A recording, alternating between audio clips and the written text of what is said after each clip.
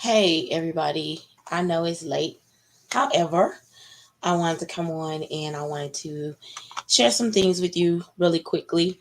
I am hoping and praying that I am not on here very long at all, but it's been on my mind and on my heart for a couple of days to come and talk about a movie clip.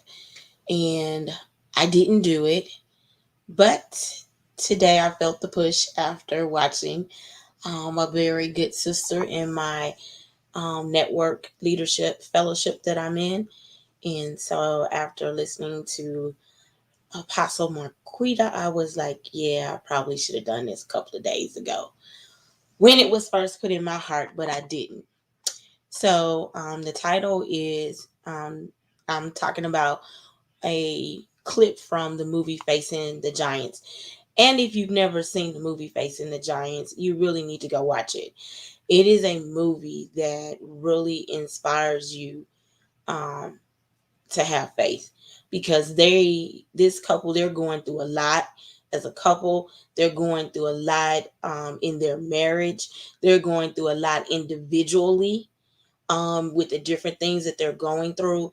And the bottom line of Facing the Giants movie for me is it's talking about faith. You gotta have faith. That is what it's talking about. So there is a clip in the movie where there is a gentleman that I don't know how long he'd been doing it, but according to the movie, he'd been coming for years every day praying over the lockers of the students. And what he was praying for was revival in the school for those students. And he had been praying and praying and praying and praying and praying, but he never gave up. He never stopped. He had the faith to believe what God was telling him.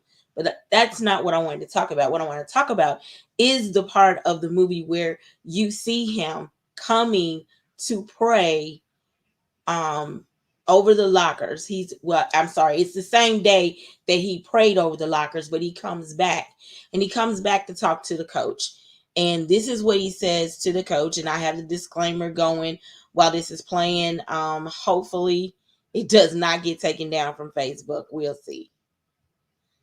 But hold on just a second. I wanted to play this for you guys. So hold on just a second while I go and get the clip started so that it can play.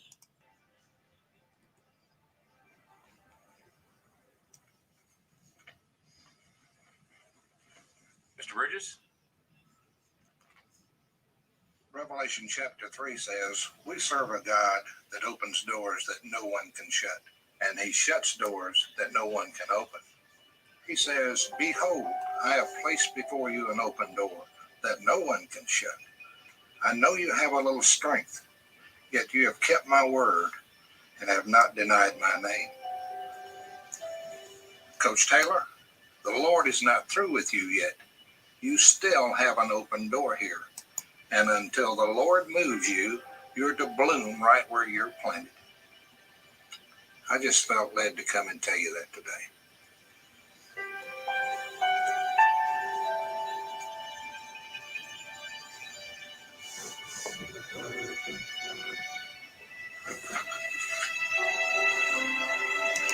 Mr. Bridges, you believe God told you to come tell me that? I do. Sorry. I admit to you I have been struggling. But I've also been praying. I just don't see him at work here. Grant, I heard a story about two farmers who desperately needed rain. And both of them prayed for rain. But only one of them went out and prepared his fields to receive it. Which one do you think trusted God to send the rain? Or the one who prepared his fields for him? Which one are you? God will send the rain when he's ready. You need to prepare your field to receive it. 2 seconds, Grant. We've got time for a Hail Mary. No, the defense too strong for the pass. No, we can't run it. That's our only option. You gotta kick it, man. Thank you. I need a 51-yard field goal. Coach, I can't kick that far. David, they've been stopping the run of the pass all night. You're my best option. Coach, the farthest I've ever kicked is a 39-yarder. There's no way I can kick a 51-yard field goal. I believe you can. Your job is to do the best you can with the results that you got. I need you on that field. All right, field goal unit. Grant, we've got to throw it. He can't kick it from there. It's too far. No, it's not. What are you doing? I'm preparing for rain. I don't understand this when there's 2 seconds left on the clock. Coach Grant Taylor and the Shiloh Eagles are putting the game in the hands of a 145-pound backup kicker. This is not a good move on Grant Taylor's part. He even has to kick into the wind. All right, so I'm gonna stop it right there. If you want to see what happens, I really implore you to go and get the movie, rent it. It's not too expensive to rent it, but go and rent the movie so that you can find out exactly what happened and how they got to this part. I just wanted to play that little bit of it. And the reason why is because the other day, as I was driving, the Lord began to deal with me about, are you preparing for rain? And I was like, are you preparing for rain? And he brought the movie clip back to me. I have the movie, so I've watched it so many times, but he brought the entire movie, that section of the movie, back to me. And he says, do you remember the part where the man that had been praying for the school came and he told the coach, you are to grow right here where you're planted? And I was like, yes. And then he said later on at the end, you notice he asked him, are you preparing for rain?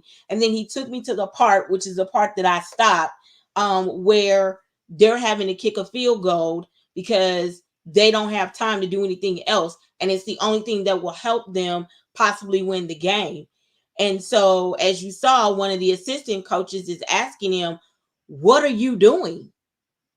And his response was, I'm preparing for rain. Now, everybody else around him thought he was crazy, thought, this is ridiculous what he's doing. He doesn't know what he's doing.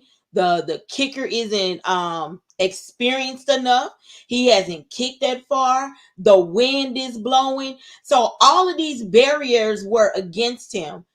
But the coach was standing on the word of God, and he was doing as he was instructed. He had been preparing for rain. And so what God was telling me was, daughter, are you preparing for the rain? And I was like, what? He's like, are you preparing for the rain? And I was driving, and I'm like, am I preparing for the rain? And, sometimes I can be a little dense, bless the Lord. And anyway, he kept saying to me, are you preparing for the rain? Are you preparing for the rain of blessings that I'm about to send your way? Are you making your fields ready? Are you making room in your closet? Are you making room in your life for the blessings that I am about to bestow on you? So in other words, I'm getting ready to rain down blessings on you. Are you preparing for the rain? Are you preparing for the blessing? And so a lot of times, we're waiting for God to send the blessings, but we're not preparing for it. We're not preparing for the rain. We're not preparing for the blessing. We're not preparing for God to rain down the blessings and the promises that he said to us. We just going along, and we're thinking that we're going to have the room, we're going to have the capability, we're going to have the capacity to be able to feel or accept the blessings that he's sending. And so I was like, wow, God, that is just, a revelation right there, that you're telling me blessings are getting ready to come, and they're going to come like rain, but are you prepared to receive the rain? That's like a farmer, and I've never been a farmer. I just know somebody that is a farmer, but I've never personally been a farmer. So I don't even know anything about a farmer. I mean, like me personally, I just know that I've talked to one before. and you have to get your crop ready for the rain. So that means you I don't know what all they do, but I know they do different things and put the crop down there and they're tilling it or whatever they do to it to get it ready. And once it's in there and it's ready, they're preparing their field for the rain to come so that the crop can grow and then they can harvest it when it's time.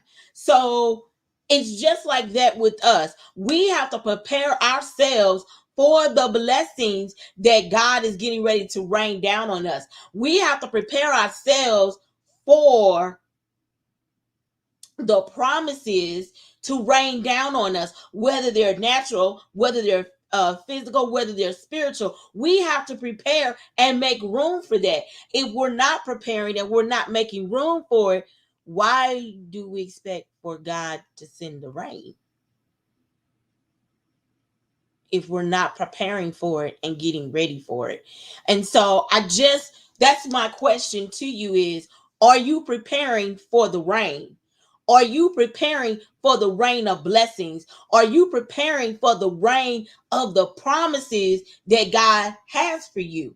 Because the other day, which I believe was yesterday, not the other day, but yesterday, I talked about stop getting beat. And that was stop getting beat by the devil at your own game. And so once you stop getting beat by the devil at your own game, then you have to prepare for the rain. You have to prepare for the blessings. You have to prepare for the promises of God because he's going to rain them down. Now, I'm telling you, there was a word I was working on Saturday, and a word was given to me. Someone called me, and they gave me the word right then. While it was pressed upon their heart by the Lord to give me the word, and it was like God was answering a prayer. That person didn't know that I had already prayed and was talking to God about some things that he had promised, about some blessings that I've been waiting on. They didn't know. They had no clue. They know now because I'm saying it now, but they didn't have any clue that I had just been talking to God about some stuff. And God sent a word to let me know, daughter, I heard you. And then there was, after that, on the way, that was the day, Saturday, that was it. Saturday was when I heard the word about facing the giants and preparing for rain, preparing for the blessings, preparing for the promises of God to rain down on me. I have to prepare. I have to make room. A lot of times we have clutter, whether it's in our heart, whether it's in our mind, whether it's in our closets, whether it's in our kitchen, whatever it is, we have clutter. And God is saying, I can't give you any more because you don't have any room to put anything else because you got all this clutter. But what I need you to do is I need you to prepare for the promises, for the blessings. So you're going to have to get rid of the clutter, get rid of those things so that you can make space and room for the blessings and the promises that I'm about to rain down. Because I'm going to open up the windows of heaven and pour you out a blessing that you won't have room enough to receive it. But if you've already got clutter already in the way, then God can't rain down and send you more. Why? Because you got clutter in the way. So we got to get rid of the clutter. We have to make room for the blessings and the promises of God. That's how you prepare for the rain, is you make room for that. And if you go back and you watch the movie, you find out what happens at the end with that whole scene. But the coach was preparing for rain. That meant he was preparing for God to do a blessing. He was preparing for God to keep a promise. He was preparing for a miracle to be done by God. He was preparing for it. And you have to watch the movie to find out what happened. Because I really wanted to tell you whether or not it happened or not. But he prepared for rain. He was obedient to what that man said about preparing for rain. He prepared for rain. He prepared in expectation of God sending the rain, of God sending the blessing, of God sending the promise. And though he may have wanted deep in his heart to get up and leave from where God had planted him for the rain to happen, because he had been toiling on that field with those football players for a while, and he would get this close and nothing. And so he had been toiling and digging up and planting and digging up and planting, and he was frustrated and all other kind of things. But he didn't even realize it. He had really been preparing for rain. Then he stopped, and then God sent word back to him about preparing his field for the rain. So preparing himself for the blessing, preparing himself for the promise. So again, I ask you, are you preparing for rain? And if you noticed in that clip, the one coach told him, well, he can't pass it. We can't pass it. We already know we can't pass it. That's not going to work because they own to us. So we can't pass it. The other coach is saying he can't kick it that far because he's never kicked nothing that far. And so he's sitting there trying to hear the Lord out of all of that commotion that's going on in both of his ears. Because one coach was on one side and the other coach was on the other side. So he's got all that going through his ear, trying to hear God over all of that noise. Again, sometimes you have to tune out all of that noise that's coming in so that you can clearly hear God. And he heard what God was telling him to do, which was to have the kicker kick the ball for the field goal. Even though the kicker is saying, I can't kick that. You know I can't kick that far. I've only kicked this far. I've never kicked that far. I can't do that. But he told him, do you believe that God needs you to do the rest? I believe that's what he said. You have to watch the entirety of the movie to understand where all of this is coming from. Because the only aspect that I'm talking about is just that one little space right there of when the man comes and talks to him after he's prayed over the lockers. He comes back to talk to the coach about staying where he is planted so that he can grow and he can flourish right there. And sometimes, I hear you, Lord, sometimes God will want you to stay right where you are in the midst of your enemies, in the midst of your haters, in the midst of your naysayers, so that you can grow and flourish right there. So God can say, I planted you in the midst of all of your haters, in the midst of all of your naysayers, in the midst of all the unbelievers. And guess what I've done? I've grown you. I've grown you because I planted you right there. You prepared your fields for rain, and I sent the blessing and the promise right there in front of all of them. Because then it goes back to Psalms chapter number 23, where it talks about him preparing a table in the presence of your enemy. There it is again. Planted right there amongst your enemies and foes, and God grows you right there because he sends rain because you prepared your field for rain. You prepared yourself for the rain and for the blessings. So I'm just going to ask the question again. Are you preparing for rain? Are you preparing for rain? Because God wants to bless his people. And there are some of us, we've been waiting a long time on some things, on some promises from God. We've been waiting, and we haven't seen anything. But God is saying, don't you move from where you are. Stay planted right where you are, because you're going to flourish right where you are. I need you to prepare your fields for rain. I need you to prepare for the miracles. I need you to prepare for the blessings. I need you to prepare for the promises. Right there in the midst of it all, I need you to prepare for it. Don't move to the left. Of course, I'm going the wrong way. Don't move to the right. Don't move to the left. I need you to stay right here, because this is where I'm going to flourish you.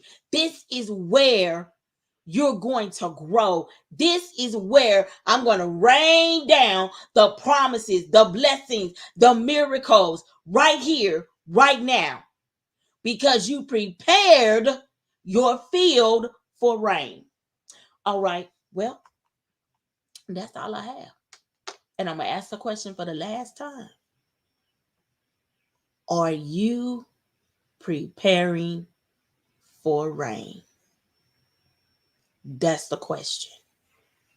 All right. I love each and every one of you. Have a blessed, blessed night. And I pray that you have a blessed, awesome, fantastic, great, wonderful rest of your week and weekend. And may your night of rest be sweet. And may God give you visions and dreams of your future and the rain of blessings, miracles, signs and wonders, and promises.